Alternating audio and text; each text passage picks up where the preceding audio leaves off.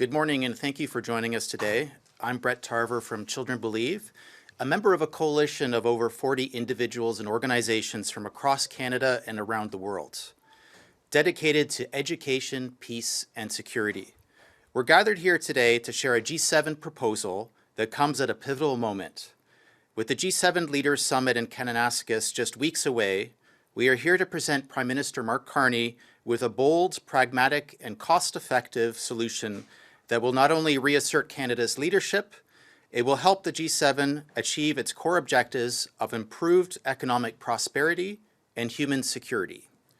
At the same time, this proposal is designed to have far-reaching, positive impacts for the world's most vulnerable children. As a trusted, long-standing partners of the Government of Canada, our agencies stand ready to help the Government of Canada deliver on this bold new proposal to improve access to education in order to foster global peace and security. I'd like now to introduce Taryn Russell, Executive Director of Results Canada. Thank you, Brett. We are living in a world where the value of global cooperation is being called into question, a value we've held for generations. Now many countries are retreating into nationalism and a me-first approach to international affairs.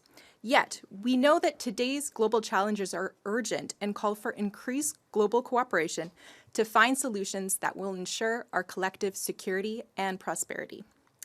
We congratulate Prime Minister Carney on his success in the election and welcome his pledge to sustain commitments to Canada's international assistance budget. We are here to support this commitment to a better global future and call for increased global cooperation, starting with Canada's legacy of impact-focused investment at the G7. Canada's leadership at previous G7 summit has resulted in real measurable results. In 2018, Canada's investment at Charlevoix reached 4 million girls in crisis-affected countries with quality, safe education in just 3 years. In 2010, the Muskoka Initiative saved 400,000 children's lives and reduced maternal mortality by 45% in its first 2 years alone. That is why 40 education and peace and security actors have come together to call on Prime Minister Carney to leverage the upcoming G7 Leaders Summit in Kananaskis to strengthen public education systems, prevent conflict, and build more stable and secure communities here at home and around the world. We stand ready to work with the Prime Minister to make the 2025 G7 Leaders Summit a success. I will now hand it over to Susan McIsaac, President and CEO of Right to Play Canada. Thank you. Thank you, Taryn. Access to quality education that is safe, playful, and inclusive is a right guaranteed to all children. Global education is also one of the most strategic and cost-effective investments we can make to break cycles of violence and conflict, promote tolerance, and help children and youth contribute to peacekeeping. The Institute for Economics and Peace found that countries with large numbers of out-of-school children are more prone to violent conflict, whereas countries that enjoy higher levels of peacefulness have nearly universal secondary school completion rates. When children and young people have access to education, they are empowered with the knowledge and skills they need to become innovators and change makers who contribute to the economic prosperity of their communities and countries, and in turn, the world. Each additional year of schooling a child completes will lead to an average 9% increase in future earnings. At the upcoming G7, Canada can refocus the global conversation from instability and conflict to a values-driven approach that better leverages resources to improve access to education and create peace and security through the next generation. Now, it's my pleasure to pass things over to Hawa, our youth representative from the Refugee Education Council, to speak to what educational opportunities mean firsthand to refugee and displaced children and youth around the world. Hawa. Thank you, Susan. Good morning, everyone. My name is Hawa Abdi, and I was born in a refugee camp called Maraf Refugee Camp in Kenya. Like many children in the areas facing hardship and uncertainty, my early life was shaped by displacement and limited access to opportunities. I was 12 years old for the first time I stepped in a classroom. Despite the barriers around me, I went to complete my high school in Nairobi, and I later earned a degree in new media and journalism in Istanbul, Turkey. Today, I'm preparing to pursue my master's degree. Along the way, I faced countless challenges, from gender bias to economic hardship, but what carried me through all that is the unwavering belief that education was not just a pathway, it was a promise. A promise for a life filled with dignity, independence, and hope. Education empowered me to lead and mentor young girls in refugee camps and contribute to global efforts like Refugee Education Council, Transform Education, and ONGAI, and many more. I've seen firsthand how education transforms not just individuals, but entire community. Today, I stand before you not just as beneficiary of education, but as an advocate for millions of children who still dream of this opportunity. We believe that every child deserves a minimum of 12 years of quality education, regardless of where they live or what circumstances they face. The time for action is now.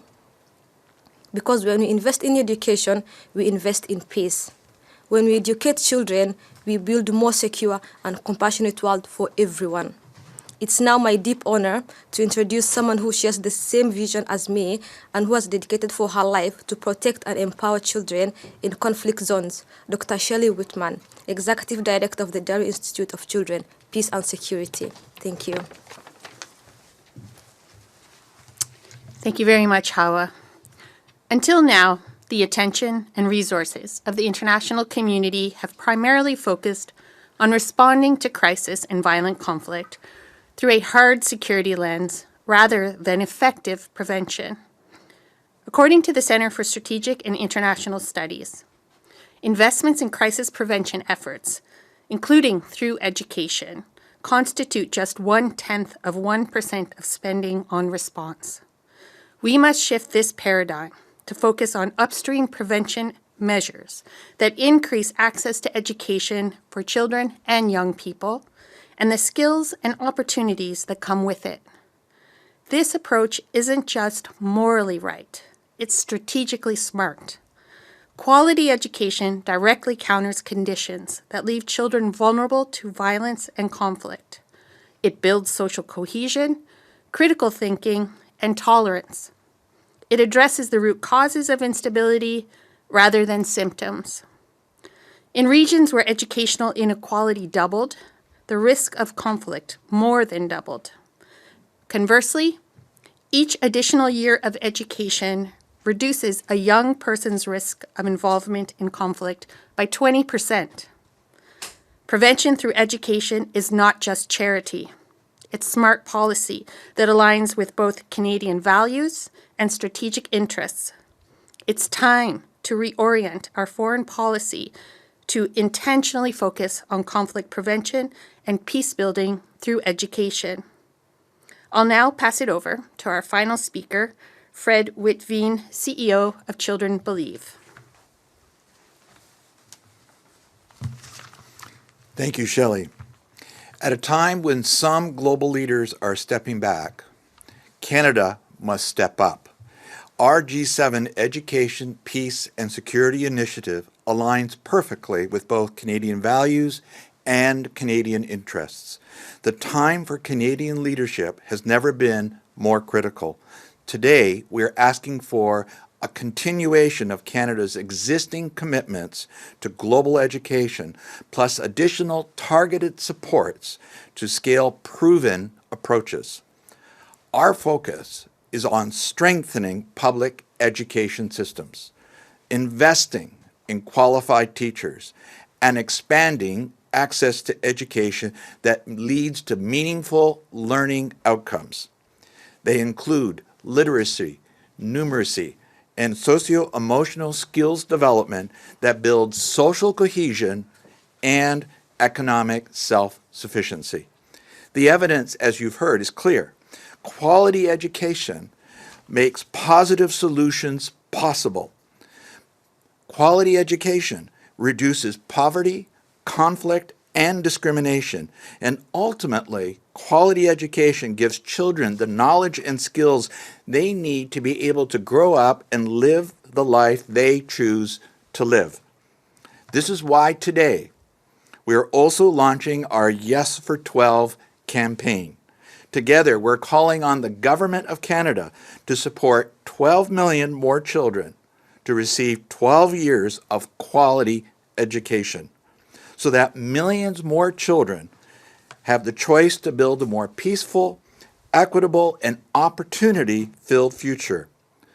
A bold vision to empower the next generation through education.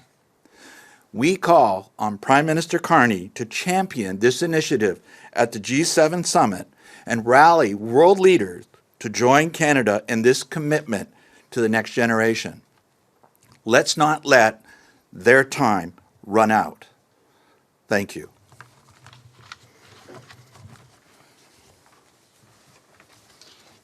Thank you to all the speakers here today. We'll now open the floor to any questions from the media. I don't have any questions, so if there's anything else you'd like to add. The coalition's leaders will be available for one-on-one interviewers following the press conference or any time today. We'll be issuing a press release on this initiative at 11 o'clock with all the contact information and quotes. They can be found in the media release, and we just want to thank everyone watching for their time today.